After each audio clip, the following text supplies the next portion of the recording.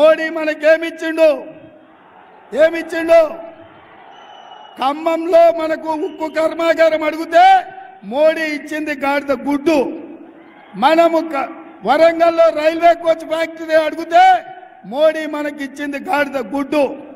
ITR మనం అడిగితే మోడీ ఇచ్చింది గాడిద గుడ్డు. అందుకే ఐఐఎం ఐఐటి అడిగితే మోడీ ఇచ్చింది గాడిద గుడ్డు.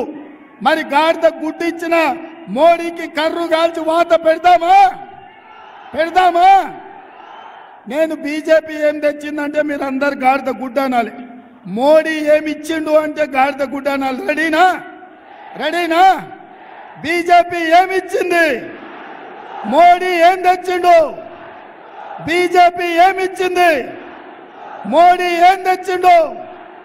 బీజేపీ ఏమిచ్చింది? మోడీ ఏం తెచ్చిండు? మరి గాడిద గుడ్డు ఇచ్చిన బీజేపీకి కర్రు కాల్చి వాత పెట్టి ఈ ఎన్నికల్లో నీలం మధును 1,00,000 మెజార్టీతో ఎంపీగా గెలిపించాలి. మీరు సిద్ధమా? సిద్ధమా? సిద్ధమా? సిద్ధమా? నేను 1,00,000 అంటే మీరు పక్కా అనాలి. 1,00,000 1,00,000 1,00,000 1,00,000